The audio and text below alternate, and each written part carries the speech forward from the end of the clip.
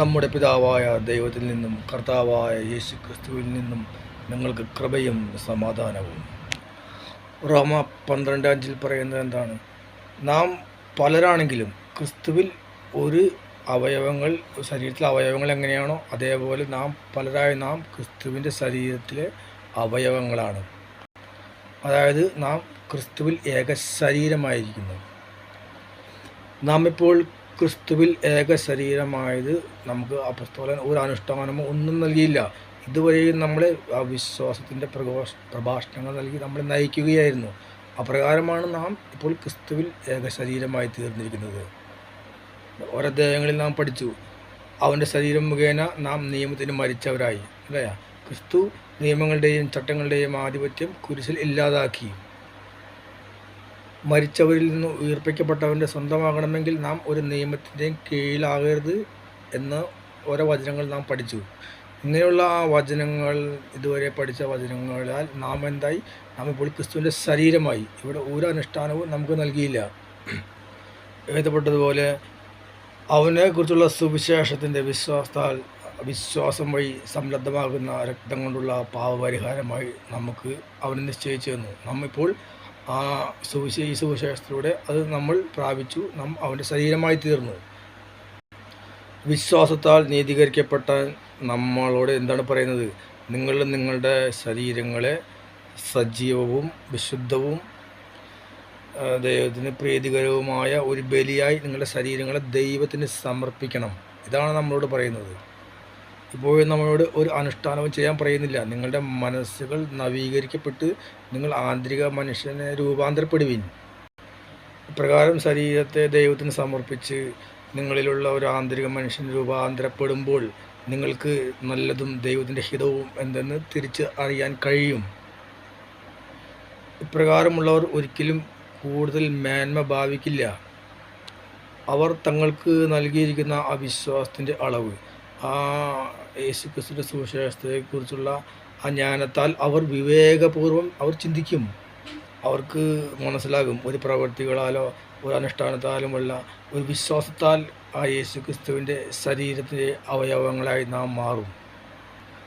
ഇപ്രകാരം വിശ്വാസത്താൽ രക്ഷിക്കപ്പെടുന്നവർക്ക് ദൈവം ഓരോ ദാനങ്ങൾ നൽകുന്നുണ്ട്, അല്ലേ? വിശ്വാസത്തിന് ചേർന്ന വിധം പ്രവചിക്കാൻ. ഇവിടെ നമുക്കറിയാം, വിശുദ്ധ ദൈവത്തിൻ്റെ ആത്മാവിനാൽ ദൈവമനുഷ്യർ പ്രവചിച്ചിട്ടുള്ളവയാണ് ഓരോ വചനങ്ങളും. അതേപോലെ നമുക്ക് ആ വചനത്തെക്കുറിച്ച് സംസാരിക്കുവാനുള്ള ഒരു വരം നമുക്ക് ദൈവം നൽകും.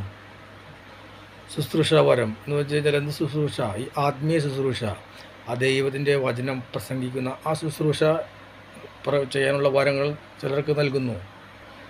ചിലർക്ക് ഈ വചനങ്ങൾ വെച്ച് ചിലരെ ഉപദേശിച്ച് വഴി നടത്തുവാനുള്ള ആ വരം നൽകുന്നു. അങ്ങനെ ഓരോരുത്തർക്കും വ്യത്യസ്തമായ വരങ്ങൾ ഇവിടെ ലഭിക്കും. ഇപ്രകാരം നീതീകരിക്കപ്പെട്ടവർ ഔദാര്യത്തോടുകൂടി ദാനം ചെയ്യും. തീഷ്ണതയോടുകൂടി മറ്റുള്ളവരോട് കരുണ കാണിക്കും. ഇങ്ങനെയുള്ളവരുടെ സ്നേഹം നിഷ്കളങ്കമായിരിക്കും. അവർ അങ്ങോട്ടും ഇങ്ങോട്ടും പരസ്പരം ബഹുമാനിക്കുന്നതിൽ അവർ മത്സരിക്കും. അവർ മുന്നിട്ട് നിൽക്കും.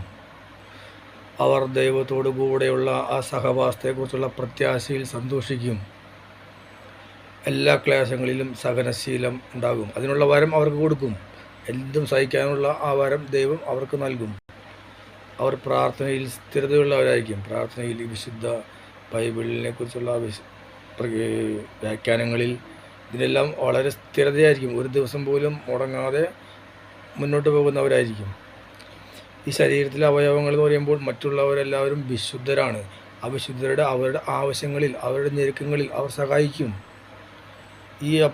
ഇവരെ ആരെങ്കിലും പീഡിപ്പിച്ചാൽ അവരെ ശപിക്കില്ല, അവർ അനുഗ്രഹിക്കും. അതേപോലെ കരയുന്നവരുടെ കൂടെ അവർ കരയും, സന്തോഷിക്കുന്നവരുടെ കൂടെ അവർ സന്തോഷിക്കും. അവർ എല്ലാ കാര്യങ്ങളിലും അന്യോന്യം യോജിപ്പോടെ വർത്തിക്കും. മനസ്സിലായ? ഏറ്റവും എളിമയുടെ തലത്തിലേക്ക് ഇറങ്ങി വരും. കാരണം അവരുടെ ദൈവം ഏറ്റവും ഏറ്റവും താഴ്ന്ന അവസ്ഥയിലേക്ക് ഇറങ്ങി വന്നതാണ്, ഏറ്റവും ഔന്നത്യത്തിൽ നിന്ന്. അതുകൊണ്ട് അവരും അങ്ങനെയായിരിക്കും. എന്തുകൊണ്ടാണ് ഇവർ തിന്മയ്ക്ക് പകരം തിന്മ ചെയ്യാത്തത്? ഒരാൾ തിന്മ ചെയ്യുമ്പോൾ പകരം തിന്മ ചെയ്താൽ നാം ആ തിന്മയ്ക്ക് കീഴടങ്ങും. അതുകൊണ്ട് ദൈവം എന്താണ് പറഞ്ഞിരിക്കുന്നത്? നിങ്ങൾ അവർക്കെതിരെ ഒരു തിന്മയും ചെയ്യരുത്, നിങ്ങൾ അവർക്ക് വേണ്ടി പ്രാർത്ഥിക്കുക. അല്ല, എന്തെന്നാൽ കർത്താവ് പറഞ്ഞിരിക്കുന്നത് ഞാനാണ് പ്രതികാരം ചെയ്യുന്നത്, അത് ദൈവത്തിൻ്റെ ക്രോധത്തിന് വിട്ടേക്കുക.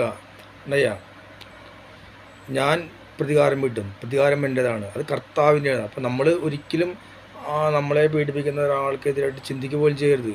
അവന് വിശന്നാൽ അവൻ ഭക്ഷിക്കാൻ കൊടുക്കുക, ദാഹിച്ചാൽ കുടിക്കാൻ കൊടുക്കുക. അപ്പോൾ നമ്മളിത് ചെയ്യുമ്പോൾ എന്താണ്, അവൻ്റെ തന്നെ തലയിൽ തീക്കനലുകളാണ് കുന്നുകൂട്ടുന്നത്. നമ്മൾ ഒരിക്കലും അവനെതിരെ തിന്മ നിരൂപിക്കരുത്. കാരണം തിന്മ നമ്മളെ ഒരിക്കലും കീഴടക്കരുത്, അല്ലെ, തിന്മയുടെ ഒരു ചിന്ത പോലും നമ്മളുണ്ടാകരുത്. അതുകൊണ്ടാണ് പീഡിപ്പിക്കുന്നവരെ അനുഗ്രഹിക്കുക, ശപിക്കരുതെന്ന് ദൈവം പ്രത്യേകം നമ്മെ പഠിപ്പിക്കുന്നത്. ഇങ്ങനെയുള്ള കാര്യങ്ങളിലാണ് നമ്മളോട് ശ്രദ്ധിക്കാൻ പറഞ്ഞിരിക്കുന്നത്. അല്ലാതെ നീ ഏതെങ്കിലും അനുഷ്ഠാനങ്ങൾ കൃത്യമായിട്ട് ചെയ്യണം, ആചരിക്കണം എന്ന് ഇവിടെ ഈ വിശ്വാസത്താൽ നീതീകരിക്കപ്പെടാൻ പൗലോസ് ശ്ലീഹയിലൂടെ യേശു കർത്താവ് നമ്മോട് ആവശ്യപ്പെടുന്നില്ല. അതുപോലെ തന്നെ മേലാധികാരികൾക്ക്, അതായത് ഭരണാധികാരികൾക്ക് വിധേയരായിരിക്കണം. നമ്മൾ ആ ഭരണാധികാരിയെ നമ്മൾ ഒരിക്കലും ധിക്കരിക്കുകയോ അവഗണിക്കുകയോ ചെയ്യരുത്. കാരണം എല്ലാ അധികാരവും ദൈവത്തിൽ നിന്നാണ്. ദൈവമാണ് എല്ലാ അധികാരവും സ്ഥാപിച്ചിരിക്കുന്നത്. അതുകൊണ്ട് നാം ഒരു ഭരണാധികാരിയോ അധികാരികളെ ധിക്കരിച്ചാൽ ആ ദൈവം ഒരുക്കിയ ആ സംവിധാനത്തെ എതിർക്കുന്നത് പോലെയാകും. നമുക്ക് അധികാരികളെ ഭയപ്പെടേണ്ട കാര്യമില്ല, നമ്മൾ തിന്മ ചെയ്യാതെ ഇരുന്നാൽ മതി. കാരണം അധികാരം ദൈവത്തിൽ നിന്നാണ്, അധികാരം നൽകുന്നത് ദൈവമാണ്. അവൻ യഥാർത്ഥത്തിൽ ആരാണ്? അവൻ ദൈവത്തിൻ്റെ ശുശ്രൂഷകനാണ്. ഇവിടെ വചനം പറയുന്നത് എന്താണ്? അവൻ ദൈവത്തിൻ്റെ ശുശ്രൂഷകനാണ്. തിന്മ ചെയ്യുന്നവർക്കെതിരെ വാൾ ധരിച്ചിരിക്കുന്നവനാണവൻ. ദൈവത്തിൻ്റെ ക്രോധം നടപ്പിലാക്കുന്ന ശുശ്രൂഷകനാണ് ഈ അധികാരികൾ. അപ്പോൾ നമ്മൾ അവരെ ഒരിക്കലും എതിർക്കാൻ നിൽക്കരുത്. അതുകൊണ്ടാണ് ദൈവം പറഞ്ഞിരിക്കുന്നത്, നികുതിയെ കൊടുക്കുക, ചുങ്കം കൊടുക്കുക, ആദരം അർഹിക്കുന്നവന് ആദരം കൊടുക്കുക, ബഹുമാനം അർഹിക്കുന്നവന് അബഹുമാനം കൊടുക്കുക. ഇതിലൊന്നും നമ്മൾ പിന്നോട്ട് പോകരുത്. ഇങ്ങനെയുള്ള കാര്യങ്ങളാണ് അപ്പോസ്തലൻ നമ്മളെ പ്രത്യേകമായിട്ട് പഠിപ്പിക്കുന്നത്. ഇവിടെ നമുക്കറിയാം നിയമത്തിൻ്റെ പൂർത്തീകരണം എന്താണ്? സ്നേഹമാണ്. അപ്പോൾ ഈ സ്നേഹിക്കുന്നവൻ ആർക്കും ഒരു ദ്രോഹവും ചെയ്യുന്നില്ല. അപ്പോൾ അവിടെ കൊല്ലരുത്, വ്യഭിചാരം ചെയ്യരുത്, മോഷ്ടിക്കരുത്, ഇങ്ങനെയുള്ള എല്ലാ നിയമങ്ങളും അവിടെ നടപ്പിലാവുകയാണ്. മനസ്സിലായ? ഒറ്റ വാക്യത്തിൽ, മനസ്സിലായ, നിന്നെപ്പോലെ നിൻ്റെ അയൽക്കാരനെ സ്നേഹിക്കുക എന്നൊരു വാക്യത്തിൽ എല്ലാ നിയമങ്ങളും അടങ്ങിയിരിക്കുന്നു. അതുകൊണ്ടാണ് 18-ാം വാക്യത്തിൽ പറഞ്ഞിരിക്കുന്നത് പരസ്പരം സ്നേഹിക്കുക. അതാണ് നമുക്ക് ഇങ്ങനെ സ്നേഹിക്കുക. അപ്പോൾ സ്നേഹം ആർക്കും ഒരു ദ്രോഹവും ചെയ്യുന്നില്ല. അങ്ങനെ സ്നേഹിക്കുക എന്നുള്ള കാര്യം വെച്ച് ഒരു കടപ്പാട് ആരോടും ഉണ്ടാകരുത്. മനസ്സിലായ? നമ്മൾ ഏതൊരു മനുഷ്യനെയും സ്നേഹിക്കാൻ ശ്രമിക്കുക. അതിന് സാധിച്ചില്ലെങ്കിലും നമ്മൾ അതിന് ശ്രമിക്കുക. അല്ലാതെ അവനോട് യാതൊരുവിധ കടപ്പാടും ഒരിക്കലും ഉണ്ടാകരുത്. ഇതൊക്കെയാണ് ക്രിസ്തുവിൻ്റെ ശരീരമാകുന്ന ഒരു മനുഷ്യനുള്ളിലുണ്ടാകുന്ന പ്രത്യേകതകൾ. അല്ലേ? ഇതൊക്കെയാണ് അവൻ്റെ പ്രവൃത്തികൾ. ഈ അനുഷ്ഠാനങ്ങളോ ആചാരങ്ങളോ എന്തെങ്കിലും ഒരു പ്രവൃത്തികളോ ചെയ്തുകൊണ്ട് ഇങ്ങനെ ആരും ആയിത്തീരുകയില്ല. സുവിശേഷത്തിലൂടെ നമ്മൾ ക്രിസ്തുവിൻ്റെ ശരീരമാവുകയാണ്. അല്ലാതെ ആരെങ്കിലും ഏതെങ്കിലും ഭക്ഷണം തരുമ്പോൾ നാം ക്രിസ്തുവിൻ്റെ ശരീരമാകുന്നില്ല. നാം മനസ്സിലാക്കുക, നാം നിദ്ര വിട്ട് ഉണരേണ്ട സമയമാണെന്നാണ് പറഞ്ഞിരിക്കുന്നത്. കാരണം രക്ഷ ആരും പ്രതീക്ഷിച്ചിരിക്കുന്നതിനേക്കാൾ കൂടുതൽ അടുത്തെത്തിയിരിക്കുന്നു. അല്ലേ? ആ രക്ഷ നമ്മെ സമീപിക്കുമ്പോൾ നാം രക്ഷയ്ക്ക് യോഗ്യരായിരിക്കണം. അല്ലേ? അതിന് നമ്മളെ ഒരു അനുഷ്ഠാനവും ഒരു ആചരണവും സഹായിക്കുകയില്ല. നമ്മിലുണ്ടാകുന്ന ഈ വിശ്വാസവും നമ്മിൽ രൂപാന്തരപ്പെടുന്ന ഈ മനുഷ്യനും നമ്മുടെ ഈ ദൈവത്തിനോട് യോഗ്യമായ രീതിയിലുള്ള പ്രവൃത്തികളുമാണ് നമ്മെ അതിന് തയ്യാറാക്കുന്നത്. എല്ലാത്തിനും ഒരു സമയമുണ്ട്. എന്താ? പാപം അതിൻ്റെ പൂർണ്ണതയിലെത്തുമ്പോൾ, മനസ്സിലായ, അവിടെ ശിക്ഷ വരും എന്ന് പറഞ്ഞ പോലെ ഈ രാത്രി കഴിയാറായി, അല്ലേ? അന്ധകാരത്തിൻ്റെ ഇത് കഴിയാറായി, പകൽ സമീപിച്ചിരിക്കുന്നു. ഇപ്പോൾ നിങ്ങൾ വീണ്ടും അന്ധകാരത്തിൻ്റെ പ്രവൃത്തികളിൽ കഴിയാതെ പകലിന് യോജിച്ച വിധം നിങ്ങൾ ജീവിക്കണം. നമുക്കറിയാം അന്ധകാരത്തിൻ്റെ പ്രവൃത്തികൾ വിട്ട് പ്രകാശത്തിൻ്റെ ആയുധങ്ങൾ ധരിക്കാൻ പറഞ്ഞിട്ടുണ്ടെങ്കിൽ, അല്ലേ, ഈ ലോകത്തിൻ്റെ മോഹങ്ങളല്ല, ഈ ലോകത്തിന് ഒരിക്കലും നാം അനുരൂപരാകരുത് എന്നാണ് ദൈവം പറഞ്ഞിരിക്കുന്നത്. പ്രകാശത്തിൻ്റെ ആയുധങ്ങൾ എന്നാണ് ഈ സുവിശേഷം, യേശു ക്രിസ്തുവിനെ കുറിച്ചുള്ള ഈ സുവിശേഷമാണ് നാം ധരിക്കേണ്ടത്. ഈ സുവിശേഷം ധരിക്കുന്നതിനോടൊപ്പം തന്നെ നാം ശരീരത്തിൻ്റെ മോഹങ്ങളെപ്പറ്റി ചിന്തിക്കാതിരിക്കണം. ഇങ്ങനെയുള്ള കാര്യങ്ങളിൽ നാം വളരെ വിവേകപൂർവ്വം ചിന്തിക്കണം. അല്ലാതെ നമ്മൾ ഏതെങ്കിലും അനുഷ്ഠാനങ്ങളുടെ പിറകെ പോയി കഴിഞ്ഞാൽ ഇപ്രകാരമുള്ള രക്ഷ നമുക്ക് ലഭിക്കുകയില്ല. അന്ധകാരത്തിൻ്റെ പ്രവൃത്തികൾ, രാത്രിയുടെ പ്രവൃത്തികൾ, അവിഹിത വേഴ്ച, അസൂയ, വിഷയാസക്തി, ധനമോഹം, ഇങ്ങനെയുള്ള ലോകത്തിൻ്റെ കാര്യങ്ങളിൽ വ്യാപരിക്കാതിരിക്കുക. അല്ല, ശരീരത്തിൻ്റെ ആ മോഹങ്ങളെക്കുറിച്ച് ചിന്തിക്കാതിരിക്കുക. ഇതൊക്കെയാണ് നമ്മൾ ചെയ്യേണ്ട പ്രവൃത്തികൾ. ഇതിനെക്കുറിച്ചൊക്കെയാണ് നാം ചിന്തിക്കേണ്ടത്. ഇപ്രകാരമാണ് നാം നമ്മളെ ശരീരത്തെ നിയന്ത്രിക്കാൻ പഠിക്കേണ്ടത്.